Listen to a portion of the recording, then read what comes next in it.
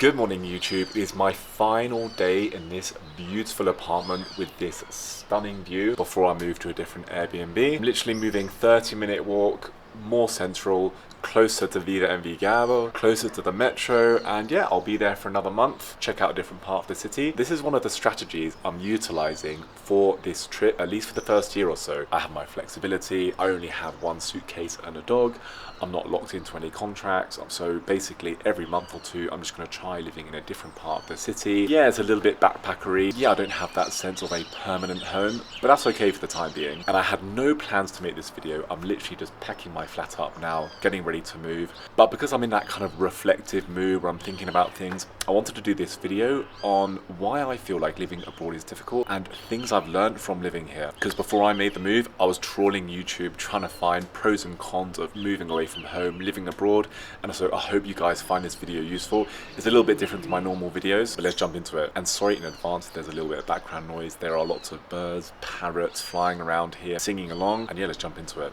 So to this day, it's exactly 2 months that I made that perilous journey from London, 25 hours door to door from my parents' house in Hampshire, over to Medellín, Colombia, Amsterdam, Panama, Colombia. What an adventure. And that was the hardest part of the trip. But the first thing I've learned from living abroad is that the life highs you get are a lot bigger. It's the sense of adventure, it's the sense of excitement, it's how you feel.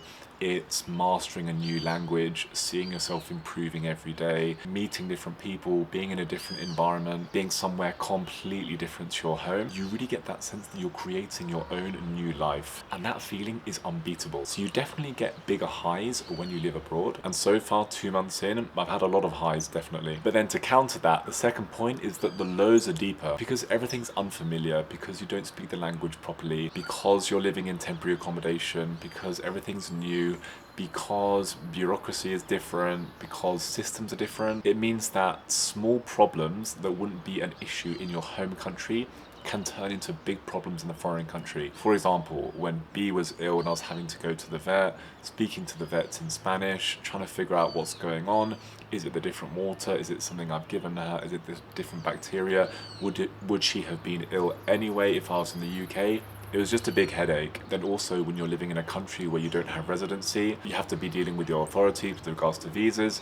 My digital nomad visa got denied 4 times here in Medellín. So at one point I was seriously thinking, am I going to get deported here? In 6 months time, am I going to be on a charter flight back to the UK in handcuffs, arriving at Northolt like a criminal? No, I'm joking, obviously. But that's stressful as well, and that's something that you just don't experience when you're living in your home country. You have no experience with visas, with dealing with the government, with bureaucracy, with paperwork to this extent. And because you are a guest in someone else's country, you have really kind of no right to be here. It's more like they're allowing you to be here for a certain time, but you don't have any right to be here. And so that can be really stressful, honestly. Point number 3, in Colombia and in a lot of other developing countries, life is a lot slower and things are done in a more old-fashioned way, a little bit like the UK back in the 90s. For example, the main way here people find properties to purchase is they walk around the neighborhood, they see a for sale sign with a number at the bottom, they call up the number or WhatsApp the number, and that's how they start the negotiation. There's no right move. There are a few websites, but they're not very big. And this is how people find things. It's word of mouth. It's recommendations from people. It's talking to people. It's walking along the street in a nice area you like. You see an apartment building that looks nice. You see a for sale sign and you think, I'm going to text that person. Whereas in the UK, you'd never do this. In Notting Hill, they're not even allowed to put for sale signs outside the houses because a lot of the houses are listed. It affects the feel of the neighborhood. I was only a kid at the time, but it basically feels like the UK would back in the 90s. A lot more old-fashioned, a lot slower, a lot more about building relationships. And that's great, but it also makes things a little bit more difficult when you don't speak the language. And the 4th point, Colombians love to party, probably way more than you think. I'll give you an example. If you live in the city, basically anywhere in the city which isn't outside in the countryside, at least once a week there will be an all-night party that you can hear. It tends not to happen during the week, more on Friday night and Saturday night, but the other week there was a party here that I could hear down the road over there, which started at 7 p.m. and finished at 7 p.m. 24 hours of non-stop music. Obviously the police arrived at some stage in the morning, they closed the music down, but when the police left, half an hour later, they started playing the music again. And so that's fine if you don't mind having one night per week where you can't sleep, but I think for me, long term, term, I'll probably find somewhere to live more in the countryside, a little bit further outside the city, just so I don't run the risk of having to listen to a 24-hour party at least once a week. But the flip side of that downside is that Colombians are vibrant, they're always in the mood to party, there's always something going on, there's always music playing, they're full of life, and that's a really great environment to be in, honestly. And the fifth point is something that I already realised, but travelling the world is definitely a Western privilege for people who live in Europe, in the United States, in Australia, countries like this. Because when you go to these developing countries, you quickly realise that apart from maybe rich students or people who have more resources than others, the vast majority of people will not leave their own country. And I'll give you an example. I was speaking to some Colombian students here who are learning English in the language school that I go to every single day. My teacher asked me to go and teach them English a little bit, a few words, things like this, because they learn English Americano here and they don't speak British English because they get a lot of people from the United States. They don't get too many people from Britain over here. And when the students asked me what countries I've visited, and so I just listed off the maybe 20 or 25 countries that I've visited in my lifetime. By Western country standards and compared to people that I know, like my friends, it's not that much. I would say it's like a medium amount of countries. These Colombian students were completely shocked that I'd been to 4 countries in Latin America, 10 countries in Europe, 5 countries in Asia, 2 countries in Africa, that kind of thing.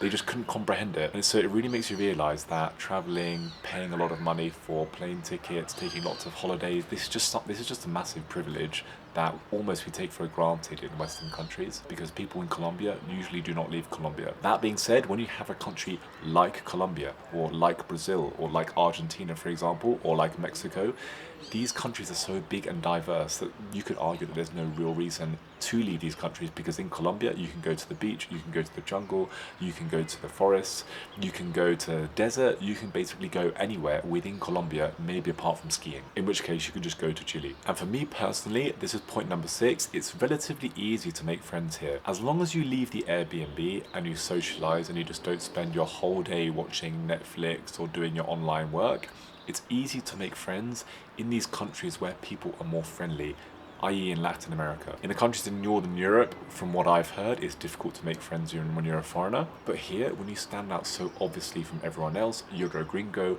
people are interested in you, some people want to show you how much English they know, even though it's only a couple of broken words. It's just a lot easier to make friends. My typical walk through the neighborhood with B for around an hour, I'll probably speak to 2 or 3 people or groups of people, and we speak for long enough that we could exchange contact details if we wanted to. This is almost unheard of when you live in your own country, because you walk along the street, you're no different. There are loads of people who walk along with black pugs in Notting Hill in London, so I just never stand out. So because you're in a different environment, because you're on that personal adventure, because you don't speak the language, it's way easier to make friends, which is great because quite quickly you feel like you're no longer alone. You have people to hang out with, you have people to speak to, you have people to ask for advice from. It's really great. And my final point, it is really tempting just to stay in the city, especially when the city is big and it has lots to offer if you're staying in Medellín or Bogota or any of these cities when you're traveling around. But when you get out of the countryside and away from the city, it's almost like you get to experience